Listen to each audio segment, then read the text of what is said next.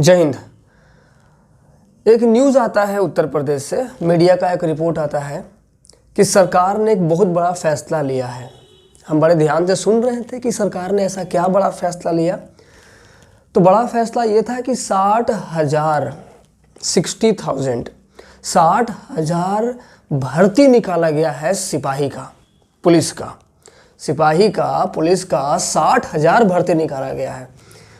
इस फैसले को सुनने के बाद, पढ़ने के बाद बड़ी खुशी हुई कि बहुत समय से जो इंतज़ार कर रहे थे युवा, जो बहुत समय से नौकरी की तैयारी करने वाले इंतज़ार कर रहे थे, उनके लिए एक अच्छा मौका है।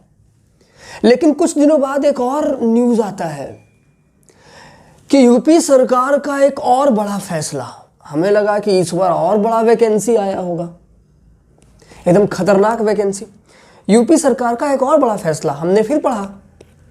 उस फैसले में लिखा हुआ था कि सिपाही भर्ती परीक्षा का पेपर लीक होने की वजह से उत्तर प्रदेश सरकार ने ये बड़ा फैसला लिया है कि एग्ज़ाम रद्द कर दिया जाएगा। हमने दोनों बातों को बड़ा ध्यान से समझा। बाद में मीडिया का रिपोर्ट बड़ा ध्यान से, पहले में ही बड़ा फैसला था, दूसरे में बड़ा फैसला, दोनों में वैकेंसी आई, बड़ा फैसला। पेपर लीक होने के बाद एग्जाम रद्द हो गया, बड़ा फैसला। ठीक है, मुद्दे की बात यह है कि पेपर लीक कैसे हो जा रहा है, कौन बैठा हुआ है? सारे तो सरकारी आदमी बैठे हुए हैं, पेपर बनाने से लेकर और पेपर बांटने तक में। सरकार किसकी है? मिली भगत तो नहीं है। तो पेपर लीक कैसे हो जाता है? अच्छा, ये पहला मामला नहीं पेपर लीक होने का कि 2024 में पेपर लीक हुआ है। पेपर लीक होने का बहुत सारे मामले हैं। जुलाई 2017 में इंस्पेक्टर रिक्रूटमेंट का आया था, बहाली, उसका ही पेपर लीक हो गया था। चलो ठीक है, पहली गलती थी। 2018 में यूपीपीसीएल, उसका पेपर भी लीक हुआ। 2021 की बात कर, फिर से 2018 में, 2018 के फरवरी में एक पेपर लीक हुआ और 2018 सितंबर में दूसरा पेपर लीक हुआ, ट्यूबवेल ड्राइवर टेस्ट का। उसके बाद यूपीटीईटी का पेपर लीक हुआ 2021 में, और अभी एकदम ताजा पेपर लीक हुआ है 2024 में। लगातार पेपर लीक हो रहा है। फर्क क्या पड़ता है?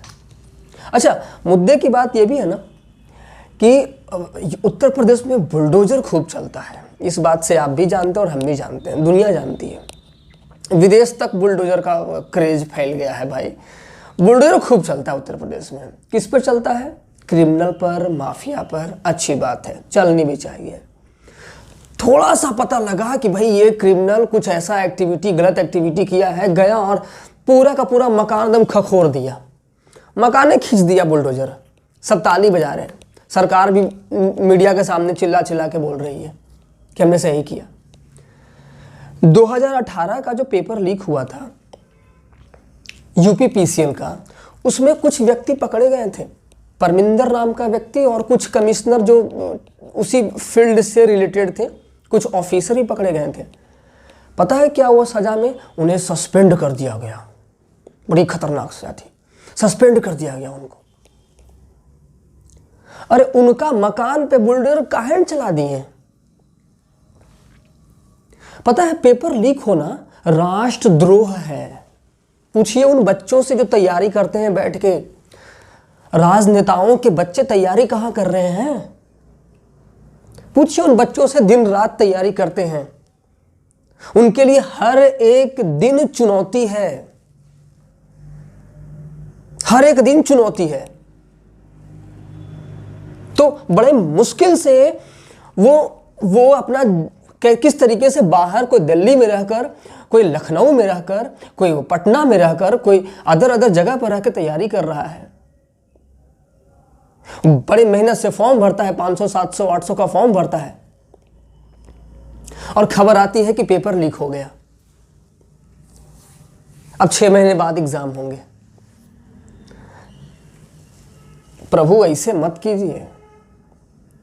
ये जनता बड़ी समझदार है, लंबे समय तक बेवकूफ नहीं बना सकते हैं किसी भी जनता को। बड़ा सोच समझ के लीजिए फैसला, और देखिए कौन है, और पकड़िए और दंड दीजिए, और ऐसा दंड दीजिए कि वो उदाहरण बन जाए हर एक राज्य के लिए, हर एक राज्य के लिए उदाहरण बन जाए कि पेपर लीक होने की ये सजा है। क्योंकि पेपर लीक होना ये देशद्रोह है, ये राष्ट्रद्रोह है। वो पेपर लीक करने वाला भी माफिया से कम नहीं है, चलाइए बुलडोजर उसके ऊपर भी।